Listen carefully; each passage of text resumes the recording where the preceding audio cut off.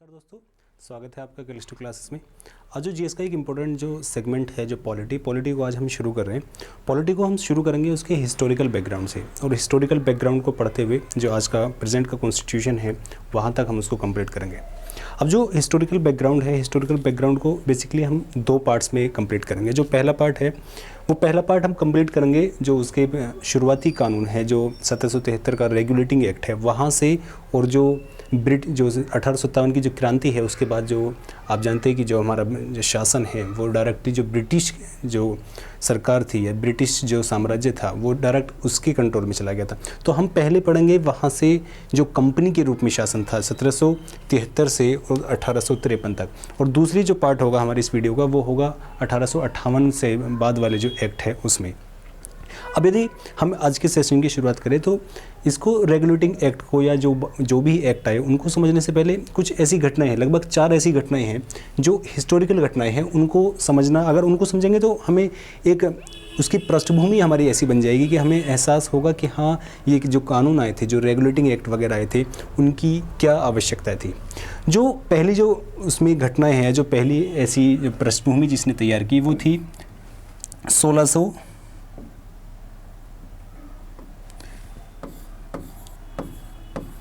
एक थी 1608 की घटना। ये क्या थी? ये घटना वो थी जो आप जानते हैं कि विलियम हॉकिंस जो है जो मुग़ल दरबार में आए थे। आप जानते हैं कि जो मुग़ल दरबार जो मुग़ल राज था यहाँ पे, जो 1608 में मुग़ल दरबार में विलियम हॉकिंस आते हैं। अब ये हॉकिंस जो आते हैं, हॉकिंस अपना इंप्रेशन जमाने के लिए यहाँ पे भारत के मुग़ल दरबार में ये अपना इंप्रेशन जमाने के लिए बाकायदा वहाँ से फ़ारसी सीख के आते हैं, क्योंकि फ़ारसी आप जानते हैं कि उस समय की जो राजकीय भाषा थी वो फ़ारसी थी जो वहाँ दरबारों में बोली जाती थी। अब ये बंदा 7 समंदर पार से आ रहा और आकर फ़ारसी वहाँ पर बोल रहा है, और जब फ़ारसी बोल रहा है तो वहाँ के जो राजा थे, क्योंकि ये असल में ये जो पत्र थे जो उसके लिए पत्र राम महारानी के लेके आए थे अकबर का, लेकिन इनके रास्ते में या इनके आने से पूर्व जो है अकबर की मृत्यु हो जाती है और जो शासक बन जाते हैं जहांगीर के दरबार में उपस्थित होते और वहाँ फ़ारसी बोलते हैं और फ़ारसी बोलकर और कार्य कर उसको प्रभावित करते हैं, और उससे प्रभावित होकर जो जहांगीर है जो उस समय के शासक है वो इसको इंग्लिश खान की उपाधि देते हैं। इंग्लिश खान की उपाधि देते हैं और इसको 3000 मनसब प्रदान करते हैं। 3000 मनसब। अब ये था पहला इंट्रोडक्शन एक मतलब शासकीय के तौर पर अंग्रेजों का। जो दूसरी इसकी जो पृष्ठभूमि है, दूसरी पृष्ठभूमि आती है लगभग 1718 के आसपास। 1718 के आसपास आती है जब फर्रुख सियार जो है, जो मुग़ल दरबार है, जो मतलब मुग़ल शासक है, जो आप जानते हैं कि औरंगज़ेब के बाद जो शासक थे वो कमज़ोर होने शुरू हो गए, उसी में एक शासक थे फर्रुख सियार 1713 से 19 तक रहे। अब ये बीमार हो जाते हैं, जो इनकी बीमारी है, इनकी बीमारी को एक अंग्रेज जो है अपने साथ एक डॉक्टर लाते हैं। जो डॉक्टर अपने साथ लेके आता है उस डॉक्टर का नाम होता है विलियम हैमिल्टन।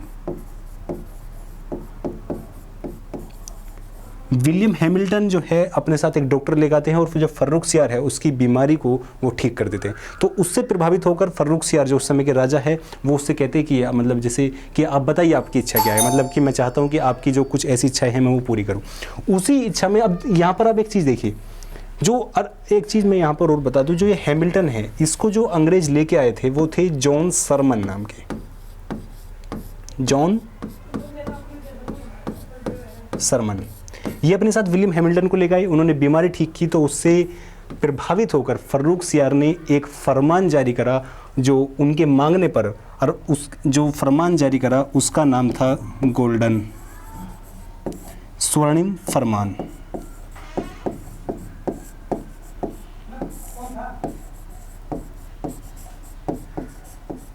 स्वर्णिम फरमान जारी करते हैं और उसको बहुत से क्षेत्रों में इनको अंग्रेजों को एक सुविधा देते हैं कि आप जो है यहाँ पर व्यापार कर सकते हैं बिना टैक्स दिए।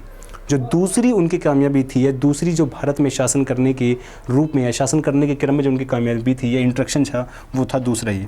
अब जो इसमें जो तीसरा इंट्रैक्शन आता है,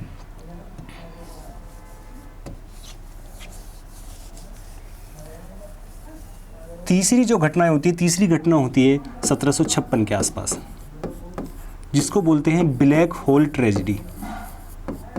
मैं ये हिस्ट्री के जो पॉइंट है ये इसलिए आपको बता रहा हूँ क्योंकि अब ये हमारा जो टॉपिक है वो है ही हिस्टोरिकल बैकग्राउंड। यदि किसी चीज़ का हम हिस्टोरिकल बैकग्राउंड पढ़ रहे हैं तो उसके आसपास यदि हम हिस्ट्री को जान ले कि क्या परिस्थिति ऐसी थी तो चीज़ें जो है थोड़ी सी मुझे ऐसा लगता है कि आसान हो जाती हैं।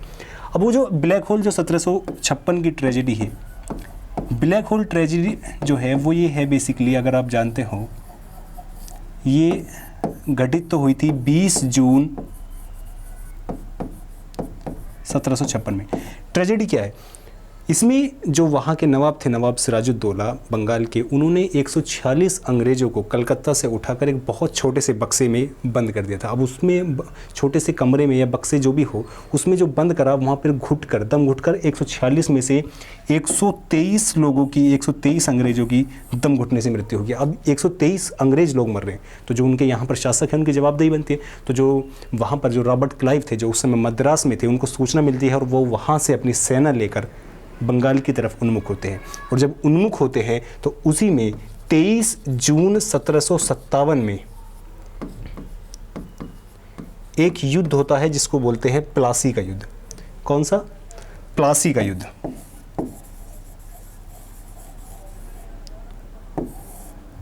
प्लासी वार। अब ये जो युद्ध होता है ये सबसे निर्णायक युद्धों में से एक है। प्लासी का युद्ध होता है, अंग्रेज षड्यंत्र रचते हैं, जो मीर जाफर है उसको खरीद लेते हैं, उसको जो है खरीद लेते हैं, एक तरीके से उसको झांसा देते हैं और उसको अपने साथ मिलाकर जो नवाब सिराजुद्दौला है उसको हरा देते हैं और उसकी हत्या हो जाती है। तो अपना जो सर्वाधिक इम्पोर्टेंट जो रोल है या सर्वाधिक इम्पोर्टेंट जो प्रभाव है वो यहाँ से जमाते हैं। इसी में एक दूसरी और घटना होती है आगे चलकर, जो होती है 1764 में, जो हमारी 4th घटनाएँ हैं। 1764 का बक्सर वार। इस बक्सर वार को भी दुर्भाग्य से अंग्रेज जीत जाते हैं और एक जो बंगाल, बिहार और उड़ीसा वहाँ के दीवानी अधिकार जो है, जो उस समय का जो राजा था, जो मुग़ल शासक था शाह आलम द्वितीय, उससे वहाँ के दीवानी अधिकार प्राप्त कर लेते हैं, यानी कि टैक्सेशन सिस्टम वगैरह उसके अधिकार प्राप्त कर लेते हैं। अब ये चीज़ें हो चुकी हैं, उनके पास एक पर्टिकुलर एक एरिया है उनके पास शासन करने के लिए। तो अब उन्हें आवश्यकता महसूस होती है कि कुछ रूल्स ऐसे हो, कुछ कानून हो जिसको मानकर या जिसके हिसाब से, जिसके अकॉर्डिंगली जो कंपनी है, ईस्ट इंडिया कंपनी जो है यहाँ पर शासन कर सके। क्योंकि अगर बिना कोई देश हो, कोई संस्था हो, यदि बिना कानून के या बिना कुछ रूल रेगुलेशन के चलती है तो उसमें अव्यवस्था उत्पन्न होती है। तो उसी अव्यवस्था से बचने के लिए यहाँ पे जो कानून की शुरुआत होती है, उसी क्रम में जो पहला कानून आता है वो आता है 1773 का रेगुलेटिंग एक्ट। अब जो 1773 के रेगुलेटिंग एक्ट है, इसको रेगुलेटिंग क्यों बोलते हैं? इसमें शब्द में भी, जैसे हम अगर शब्दों को हम तोड़कर पढ़ेंगे तो चीज़ें जो है आसानी से समझ आती है। इसको जैसे बहुत कम लोग होंगे जिनका ध्यान जाता होगा कि इसको रेगुलेटिंग ही क्यों बोलते हैं। रेगुलेटिंग इसलिए बोलते हैं क्योंकि अभी जो है जो अंग्रेज है, जो ईस्ट इंडिया कंपनी, उनके पास पावर जो है फुल नहीं है। अभी शासक शाह आलम द्वितीय है, वो एक दूसरी भूमिका में है। बंगाल का नवाब वो भी दूसरा है, बेशक वो पपेट उनको उसने बना रखा है, लेकिन वो अंग्रेज जो है अपनी पूरी जो है एक तरीके से कहते हैं फुल फॉर्म उसमें नहीं है। उसीलिए अगर वो फुल पावर में नहीं है, इसीलिए जो उन्होंने कानून बनाए कि हम सिर्फ रेगुलेट कर रहे हैं चीज़ों को, हम सिर्फ नियंत्रित कर रहे हैं, हमारे हाथ में वो चीज़ें नहीं है। तो इसीलिए जो उस एक्ट को कहा गया रेगुलेटिंग एक्ट। उसमें क्या कहा गया? जो पहले बंगाल का गवर्नर जिसको कहा जाता था, जो पहले बंगाल के गवर्नर थे वो थे रॉबर्ट क्लाइव, उनको बंगाल का गवर्नर कहा जाता था। इसमें चेंज करके कहा गया कि अब से जो बंगाल का गवर्नर होगा उसको बंगाल का गवर्नर जनरल नाम दिया गया, उसके नाम से जाना जाएगा। जो दूसरा एक चीज़ ये हुई, जैसे जो मद्रास है, मद्रास और बम्बई, मद्रास और बम्बई के जो गवर्नर थे उनको अधीन कर दिया गया बंगाल के। यानी कि एक उन्होंने बॉडी ऐसी बना दी कि ये बॉडी जो सर्वोच्च है, ये बॉडी उत्तरदायित्व होगी जो ब्रिटिश साम्राज्य है या जो ब्रिटिश है या जो ईस्ट इंडिया कंपनी है उसके प्रति, और ये मद्रास और बम्बई के जो गवर्नर है ये अधीन काम करेंगे बंगाल के। क्योंकि वो इसका कारण ये भी था कि ताकि उनको शासन करने में आसानी हो, उनको तीनों से कम्युनिकेट ना करना पड़े।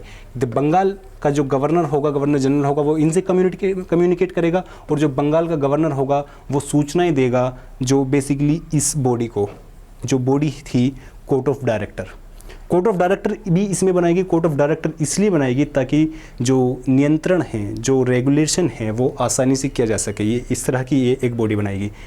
बंगाल का जो गवर्नर जनरल होगा वो सूचनाएं देगा इसे, ये सूचनाएं देगा ब्रिटिश जो सरकार है या जो ब्रिटिश साम्राज्य है उसको। बंगाल का गवर्नर को सूचनाएं जो जिसके अधिकार में शासन है वो करेंगे, ये करेंगे बम्बई और मद्रास बंगाल के उसमें। अब जो इसमें एक चीज़ और थी वो थी, इसमें एक सुप्रीम कोर्ट की स्थापना की गई। सुप्रीम कोर्ट की स्थापना जो 1774 में की गई, उसमें जो थे 3+1 जज थे। 3+1 जज क्या है? एक चीफ जस्टिस थे, जैसे हमारे आज भी होते हैं, जैसे 33+1 हमारे सुप्रीम कोर्ट में है, उसी तरह से 3+1 थे। एक जो थे वो चीफ जस्टिस थे, बाकी जो है 3 उसकी सहायता के लिए अन्य न्यायाधीश थे। जो चीफ जस्टिस थे, जो मुख्य न्यायाधीश थे, उनका नाम था एलिजा इम्पे।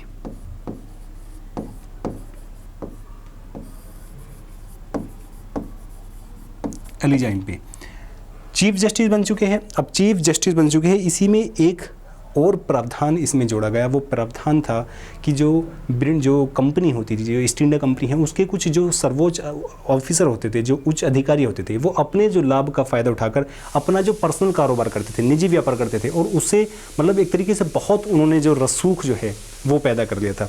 अब जो वो रसूख पैदा हुआ, उसको उनकी गतिविधियों को देखा गया कि हाँ, ये अपने जो पद है उनका लाभ उठाकर अपने व्यक्तिगत कार्य के लिए, अपने व्यक्तिगत लाभ के लिए कार्य करें। तो उसी में एक प्रावधान उसको रोकने के लिए जोड़ा गया कि अब से आप अपना व्यक्तिगत जो कार्य है, जो पर्सनल व्यापार है, आप उसको नहीं कर पाओगे। ये थे कुछ 1773 के रेगुलेटिंग एक्ट के। अब इसी में जो दूसरा जो एक्ट आता है वो आता है 1781 का एक्ट ऑफ अमेंडिंग। इसको अमेंडिंग क्यों बोलते हैं? क्योंकि पहला जो 1773 का जो एक्ट था वो पहला एक्ट था, उसमें कुछ खामियां रहीं। कुछ खामियां समय के साथ उनको एहसास हुआ कि हाँ, इसमें ये खामियां हैं। उन्हीं खामियों को पूरा करने के लिए इसको 1781 के अमेंडिंग एक्ट को लाया गया। इसको दूसरा और नाम से भी जाना जाता है, इसको कहते हैं एक्ट ऑफ सेटलमेंट।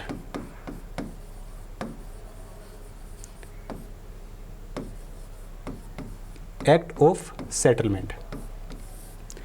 इसमें क्या था? इसमें क्या सेटल किया, क्या अमेंड किया गया, क्या संशोधन किया गया? इसमें संशोधन ये किया गया, जो गवर्नर जनरल होगा, गवर्नर जनरल बेसिकली इसमें जो 1774 वाला जो सुप्रीम कोर्ट की स्थापना हुई थी, उसी के एक तरीके से पर कुतरे गए, जिसे कहते हैं ना पर कतरना, पर कतरे गए। उसकी पावर को, उसकी शक्ति को कम किया गया। कम कैसे किया गया? जो गवर्नर जनरल था, गवर्नर जनरल कोई भी काम करेगा वो सुप्रीम कोर्ट के जवाबदेह जो है उसके रिस्पॉन्सिबल नहीं होगा। एक इसमें प्रावधान ये किया गया। दूसरा प्रावधान जो टैक्सेशन से मतलब टैक्सेशन से संबंधित जो विषय है, जो राजस्व से मामले संबंधित है, उस पर सुप्रीम कोर्ट जो है वो हस्तक्षेप नहीं कर पाएगा, उस पर यह किया गया। तीसरा इसमें किया गया, जो कलकत्ता के जो निवासी है, जो कलकत्ता के रहने वाले लोग हैं, उनको जो भी न्याय मिलेगा या जो भी उनके जो केस होंगे या जो भी ऐसी चीज़ें होंगी, जो आपराधिक गतिविधियां होंगी या जो भी होंगी, वो सब इस सुप्रीम कोर्ट के ज्यूरिसडिक्शन में डाल दिए गए। और इसमें एक चीज़ और शामिल की गई कि जो निवासी है कलकत्ता के, वो बेशक इस सुप्रीम कोर्ट के ज्यूरिसडिक्शन में है, लेकिन उनके जो पर्सनल कानून है, जैसे तलाक का मसला है, जैसे शादी का मसला है, अडॉप्शन का मसला है, वो पर्सनल कानून उनके अपने अपने कानून के हिसाब से किए जाएंगे। उसमें हस्तक्षेप करने से उस कानून में मना किया गया कि जो साम्राज्य है, जो ईस्ट इंडिया कंपनी है, उनके पर्सनल कानून में हस्तक्षेप नहीं करेगी। मुसलमानों के, हिंदू मुसलमानों के जो पर्सनल कानून है, जैसे हमारा मुसलमानों का जो है वो पर्सनल है, और हिंदुओं का जो अपने पर्सनल कानून है, उनके सबके अपने अपने हिसाब से जो पर्सनल फैसले हैं वो लिए जाएंगे। अभी इसमें जो तीसरा आता है, जो वो आता है 1784 का पिट्स इंडिया एक्ट। पिट्स नाम इसलिए है क्योंकि उस समय की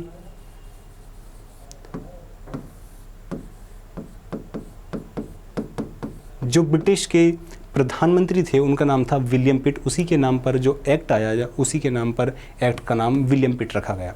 अब इसमें विलियम पिट जो 1784 का पिट्स इंडिया एक्ट है, इसमें थोड़ी सी एक हिस्टोरिकल चीज़ भी है, उसको बैकग्राउंड को समझना ज़रूरी, मैं समझता हूँ कि ज़रूरी है। वो क्या है से आप जानते हैं, 1775 से 82 तक एक युद्ध होता है, एंग्लो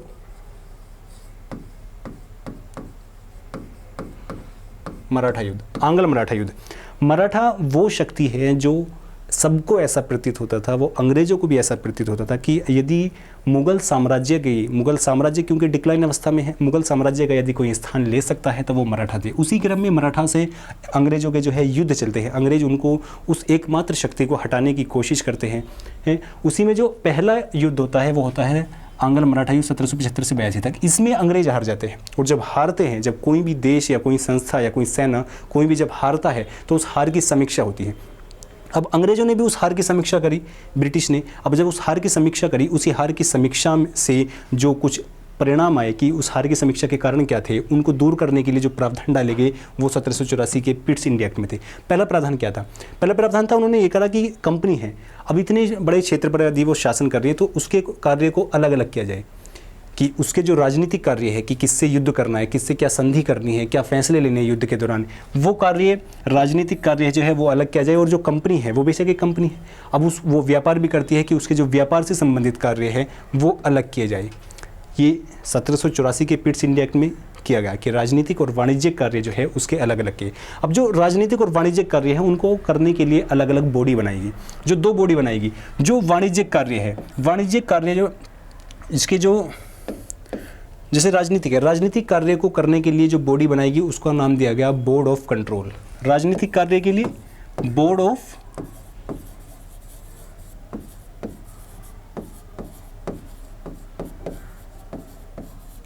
कंट्रोल। और जो इसके वाणिज्यिक कार्य है उसको करने के लिए जो बॉडी बनाएगी उसको नाम दिया गया कोर्ट ऑफ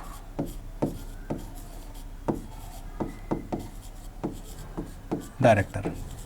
ये 2 बॉडी बनाएगी। अब देख रहे हैं कि एक ही संस्था के जो अधीन है वो 2 बॉडी कार्य करी है, इसीलिए इसको द्वैध शासन भी कहा गया। कि द्वैध शासन की शुरुआत जो है, जो शासन की शुरुआत हुई वो 1784 के पिट्स इंडिया एक्ट में हुई। द्वैध शासन किस लिए? क्योंकि राजनीतिक और वाणिज्यिक कार्य को अलग अलग बांट दिया गया है। इसी में एक जो सबसे महत्वपूर्ण चीज़ है जो कभी भी किसी भी एग्ज़ाम में पूछ ली जाती है कि जो भारत के संदर्भ में जो पहली बार उन्होंने इस्तेमाल करा, वो शब्द इस्तेमाल करा ब्रिटिश नियंत्रित भारत, ब्रिटिश ऑक्यूपाइड इंडिया। ये जो शब्द पहली बार इस्तेमाल हुआ वो इसी एक्ट में होता है। ये थे कुछ 1784 के पिट्स इंडिया एक्ट के। अभी इसी में जो आता है, एक आता है 1786 का एक्ट। 1786 के एक्ट में जो एक महत्वपूर्ण जो व्यक्ति है, जो इसका कारण है इस एक्ट के आने का, वो थे कॉर्नवालिस।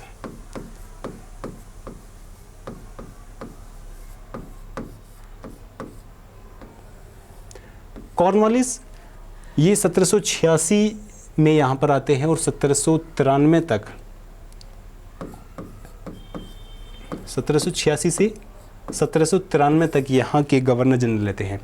अब ये 1786 में जब 1793 में ये यहाँ तक रहते हैं, ये यहाँ का गवर्नर जनरल बनने के लिए कुछ अपनी शर्त रखते हैं। जो वो शर्त थी, उन शर्तों को जिस एक्ट में शामिल किया गया उसी एक्ट को नाम दिया गया एक्ट ऑफ 1786। इन्होंने क्या शर्त रखी?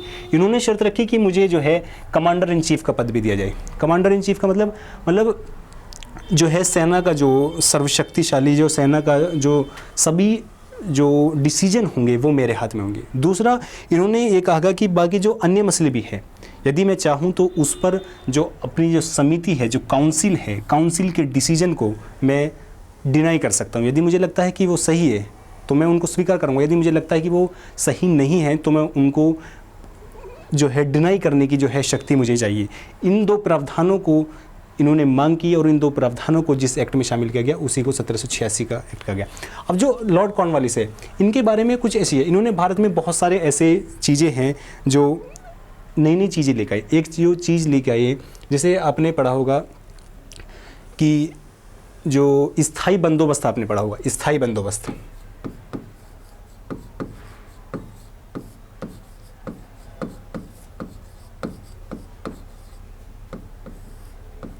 स्थायी बंदोबस्त लाने वाले कौन थे भारत में? कॉर्नवालिस थे। स्थायी बंदोबस्त किससे संबंधित है? राजस्व से संबंधित है। लाने वाले कौन थी? ये ऐसे व्यक्ति है जो भारत में इनकी मृत्यु हुई और भारत में ही यूपी के गाजीपुर में इनकी कब्र है। ऐसे गवर्नर जनरल जिनकी भारत में मृत्यु हुई, भारत में डेथ, और कब्र भी इनकी यहीं पे है। कब्र कहाँ पे है? यूपी के गाजीपुर में। तो ये कुछ ऐसे फैक्ट हैं जो इनसे रिलेटेड है। और एक फैक्ट और मैं बता दूं, ये वो व्यक्ति है जो अमेरिका में जो क्रांति होती है, उस क्रांति में जो ब्रिटिश सेना को जो नेतृत्व किया था वो इन्हीं ने किया था। बेशक वहाँ हारी थी, उनसे पिट के आए थे वो, ये कॉर्नवालिस साहब जो है। अब जो अमेरिका क्रांति में जो नेतृत्व किया वो करने वाले लॉर्ड कॉर्नवालिस है। वहाँ से ये यहाँ पर आए और यहाँ पर फिर ये गवर्नर जनरल बने। जो इसमें जो तीसरा है, जो अगला है, वो है 1793 का चार्टर एक्ट।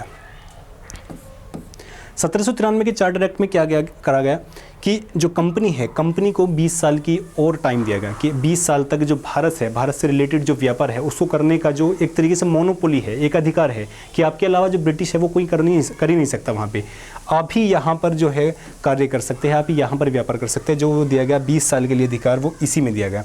दूसरा, इसमें एक चीज़ और की, जो बोर्ड ऑफ कंट्रोल है, जैसे आप देखते हैं कि पिछले उसमें जो द्वैध शासन है, द्वैध शासन में जो बोर्ड ऑफ कंट्रोल था, बोर्ड ऑफ कंट्रोल के जो सदस्य थे उसमें ये प्रावधान किया गया कि इनको जो वेतन मिलेगा, इनकी जो सैलरी मिलेगी, वो जो भारत है, जो भारत के राज्य से, भारत से ही राजस्व इकट्ठा हो रहा है उसी से दिया जाएगा। अब इसके नुकसान क्या थे? इसका विरोध भी करा, इसका विरोध करके जो बाद में इसको बदला भी गया, इसको बदला गया 1919 के एक्ट में। इसको याद रखिएगा। 1793 में क्या किया गया? 1793 में करा गया कि जो बोर्ड ऑफ कंट्रोल है उनके सदस्यों को सैलरी कहाँ से मिलेगी? सैलरी मिलेगी भारत के राजस्व से ही। इसको बदला कब गया कि नहीं, अब ऐसा नहीं होगा कि भारत के राजस्व से इनको सैलरी मिलेगी, इनको सैलरी ब्रिटिश से या ईस्ट इंडिया कंपनी के जो अपना पर्सनल वो होगा उससे मिलेगी। वो किया गया 1919 की में। अब इससे नुकसान क्या थे? एक तो नुकसान ये था कि जो कर्मचारी है सब ज़्यादातर जो उच्च अधिकारी है जो ब्रिटिश है। एक तो भारत में जब ब्रिटिश भारतीयों को मौका नहीं मिल रहा तो रोजगार जो है वो कम है। दूसरा, जो उनको सैलरी मिली है वो सैलरी भी अपने ब्रिटिश को भेज रहे हैं, अपने देश को भेज रहे हैं। तो जो डबल है, जिसको उन्होंने, जो दादा भाई नौरोजी हैं, उन्होंने सिद्धांत दिया ड्रेन सिद्धांत, दोहन पॉलिसी।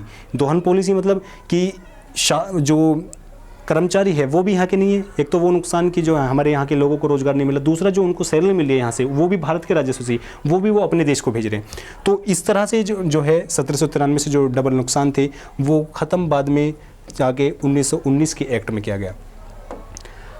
अब जो इम्पोर्टेंट जो एक्ट है वो है 1813 का। अब 1813 के एक्ट में, 1813 के आसपास, अब जो अंग्रेज है उन्होंने भारतीयों के जो अंदरूनी मसले हैं, जो इंटरनल मैटर है, जो धार्मिक मैटर है, उसमें जो है उन्होंने हस्तक्षेप करना शुरू करा। हस्तक्षेप करना क्यों शुरू करा? आप जानते हैं 1799 में चतुर्थ जो फोर्थ एंग्लो मैसूर युद्ध होता है। फोर्थ एंग्लो मैसूर युद्ध होता है। इसमें जो टीपू सुल्तान है, टीपू सुल्तान की डेथ हो जाती है, जो उनकी अंग्रेज़ों के लिए एक बड़ा खतरा था वो ख़त्म हो गया मैसूर से। जो एक और ख़तरा था जो मराठा के रूप में था, मराठा के रूप में जो 1802 में एंग्लो मराठा, जो दूसरा सेकंड एंग्लो मराठा युद्ध होता है। सेकंड एंग्लो मराठा युद्ध हुआ कब? 1802 से 4 के लगभग उसमें। तो यहाँ पर ये युद्ध हुआ, ये यहाँ पर अंग्रेज जीत जाते हैं। मराठा का जो ख़तरा था वो ख़त्म हुआ। 1799 में जो टीपू सुल्तान के रूप में ख़तरा था वो चौथे एंग्लो मैसूर में वो युद्ध हुआ। अब अंग्रेज जो है एक सर्वशक्तिशाली बन चुके हैं भारत में। अब कोई ऐसी भारत में शक्ति नहीं है जो उनको टक्कर दे सके या उनके स्थान ग्रहण कर सके। अब उन्होंने एक तरीके से कहते हैं कि अब उन्होंने खुल के खेलना शुरू करा है। अब भारतीयों के इंटरनल मैटर जो है उसमें भी हस्तक्षेप करना शुरू करा उन्होंने। जो धार्मिक मामले हैं उनमें भी हस्तक्षेप करना शुरू करा। जो पहला हस्तक्षेप था वो ये था कि जो ईसाई मिशनरी थे, जो ईसाई मिशनरी मतलब जो अपने धर्म का या ईसाई धर्म का प्रचार करने यहाँ आते थे, उसके जो है लोगों को जो भी वो तरीका हो, वो मसला अलग है कि वो किस तरह से प्रचार करते थे, वो उन्होंने शुरू करा कि जो यहाँ के लोग हैं उनको लालच दिया गया, उनको ईसाई धर्म में जो है शामिल किया गया, वो शुरू करा 1813 में। दूसरा में जो पश्चिमी शिक्षा है, अब तक क्या था भारत में जो है ट्रेडिशनल शिक्षा थी, यहाँ पर साहित्य की शिक्षा थी, जो भारत का जो साहित्य है उससे रिलेटेड शिक्षा थी। अब उन्होंने ये शुरू किया कि जो वेस्टर्न जो एजुकेशन है, जो पश्चिमी शिक्षा है, उसको भारत में शुरू किया जाए। वो 1813 के एक्ट में किया गया। अब जो दूसरा वो किया गया, एक चीज़ ये की गई, जो कंपनी के जो व्यापारिक एक अधिकार हैं कि अब ऐसा नहीं है कि कंपनी ही सिर्फ यहाँ पर व्यापार कर सकती है, उसके एक अधिकार को समाप्त किया गया। बस जो उसका एक अधिकार छोड़ा वो छोड़ा चाय और चीन। क्या चीज़? चाय और चीन। कि जो चाय से रिलेटेड व्यापार है या चीन से संबंधित जो व्यापार है वो सिर्फ अभी एकाधिकार है ईस्ट इंडिया कंपनी का ही, लेकिन जो बाकी एकाधिकार है, जो बाकी मोनोपोली है, वो यहाँ पर इसकी जो है 1813 के चार्टर एक्ट में वो ख़त्म की जाती है।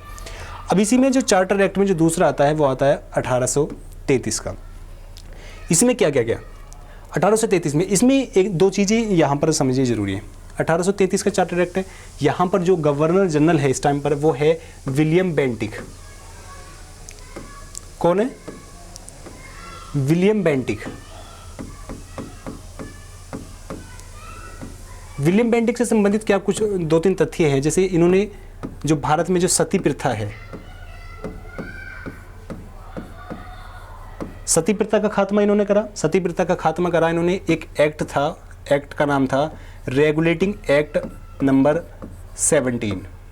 उस एक्ट के माध्यम से सती प्रथा को इन्होंने ख़त्म करा। और इन्होंने और भी ऐसे कार्य थे जो मतलब एक प्रोग्रेसिव एक कार्य माने जाते हैं, वो भारत में करें। अब जब विलियम बेंटिक यहाँ पर है, अब विलियम बेंटिक जो आए थे, जो 1828 से लगभग 1833 तक यहाँ पर गवर्नर जनरल रहते हैं, उनके जो शासन में जो एक्ट आया उसको कहा गया चार्टर एक्ट। उसके कुछ प्रावधान थे, वो क्या थे, वो ये है। इन्होंने जो जैसे पहले जो बंगाल का गवर्नर था उसको फिर 1773 में बंगाल का गवर्नर जनरल कहा गया। अब उसको जो बंगाल का गवर्नर जनरल था, अब उसको कहा गया भारत का गवर्नर जनरल।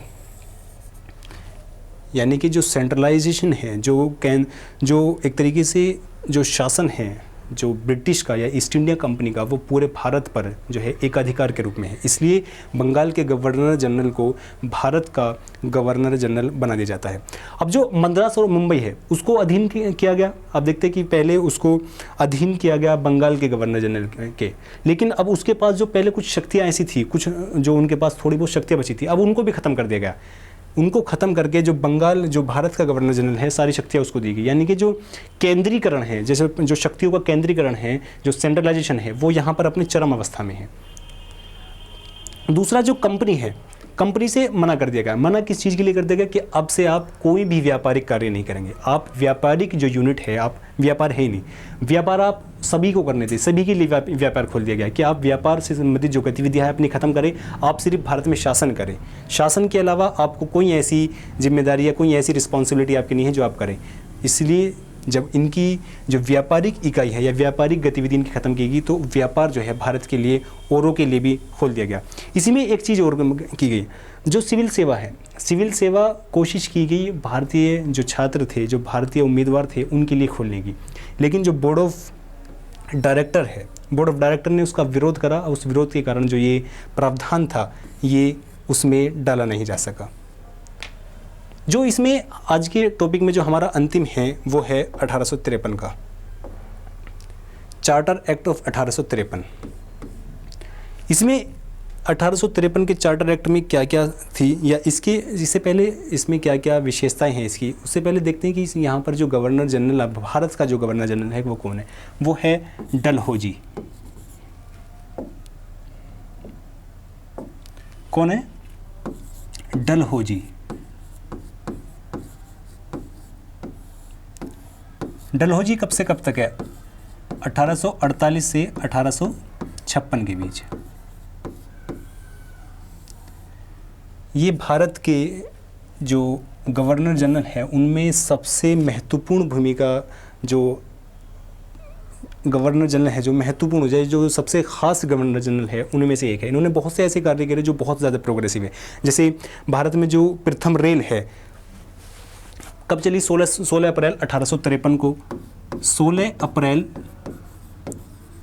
1853 को भारत में प्रथम रेल चली, वो इन्हीं के कार्यकाल में चली। भारत में जो टेलीग्राफ सेवाएं हैं वो इन्हीं के कार्यकाल में चली। जो भारत में जो डाक विभाग है, जो डाक सिस्टम है, वो इन्हीं के कार्यकाल में आया।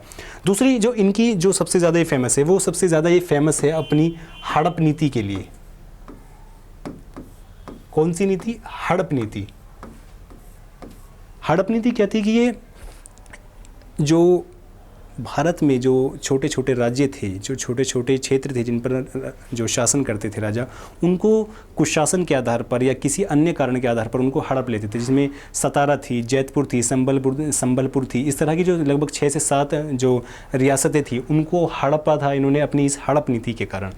अब इसमें 1853 वाले एक्ट में क्या क्या प्रावधान है, इसमें जो गवर्नर जनरल की परिषद के विधायी प्रशासनिक कार्य हैं, अब उसमें क्या गया, अब जैसे आप देखते हैं कि वहाँ पर जो द्वैध शासन के रूप में जो शुरुआत हो रही है, द्वैध शासन की जो शुरुआत हो रही है, अब उसको और ज़्यादा नैरो किया गया कि जो विधायी कार्य है और जो प्रशासनिक कार्य है, यानी कि जो कानून बनाएगा, जो कानून बनाने वाली संस्था है, अब वो अलग होगी और जो प्रशासन करने वाली संस्था है, जो प्रशासनिक बॉडी है, वो जो है अलग होगी। अब जो ये परिषद जो बनाएगी, जो विधायी परिषद बनाएगी, इसी में जो 6 नए पार्षद जोड़े गए। अब इन्हें जो 6 नए पार्षद जोड़े गए, जो उसको लेकर जो विधान परिषद बनी, उसी को उस समय की जो छोटी संसद कहा गया। उसने कार्य किया एक छोटी संसद की तरह, जो कार्य करती थी कानून बनाने का, कानूनों को अप्लाई कराने का। अब दूसरा जो 1833 के एक्ट में जो सिविल सेवा जो भारतीयों के लिए खोलने का जो प्रयास किया गया था, लेकिन वहाँ के विरोध के कारण उसको ख़त्म कर दिया गया था, उसको शुरू किया गया इस 1853 में। 1853 में उसको शुरू किया गया और उसी शुरू करने के उसमें कि उसकी जांच के लिए या क्या ये कहाँ तक पॉसिबल है, एक समिति का गठन किया गया 1854 में। वो समिति थी मैकाले समिति।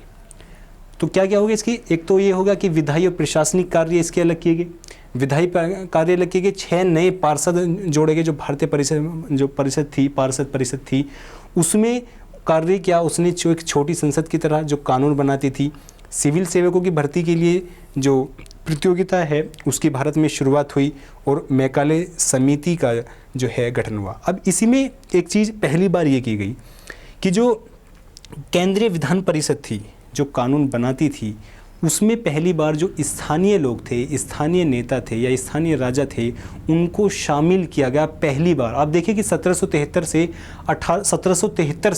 1853 में आकर पहली बार वो ये सोचने की हाँ चलो ठीक है अब कि इन भारतीयों को भी इसमें शामिल किया जाए, कि देखते हैं कि एक तरीके से मतलब फुसलाने की या उनको थोड़ा सा लालच देने की कोशिश की गई। जो पहली बार जो शामिल किया गया, वो शामिल किया गया बंगाल, मुंबई, मद्रास और आगरा के द्वारा। जो 6 लोग थे, 6 नए पार्षद जोड़े गए। इन 6 में से 4 का जो चुनाव था, 6 में से 4 का चुनाव इनसे होता था, बंगाल, बम्बई, मद्रास और आगरा से। तो इस तरह ये जो सारे टॉपिक है जो 1773 से शुरू होता है, जो 1853 के चार्टर एक्ट पे ख़त्म होता है, ये पार्ट 1 के रूप में हमने कंप्लीट किया है। अब इसका जो दूसरा पार्ट है वो हम दूसरा पार्ट शुरू करेंगे 1858 के एक्ट से लेकर जो 1947 का जो हमारा स्वतंत्रता अधिनियम आता है वहाँ तक शुरू करेंगे। और इसी तरह जो हमारी ये क्लास है पॉलिटी की जब कंप्लीट होगी जब तक, उसी तरह ये क्लास आती रहेंगी। आशा करता हूँ कि ये जो टॉपिक है ये समझ आया होगा। अगर इसमें कुछ ऐसी चीज़ें हैं जो आपको लगता है कि ये इम्प्रूवमेंट की आवश्यकता है तो हमें अपने सुझाव दें। शुक्रिया।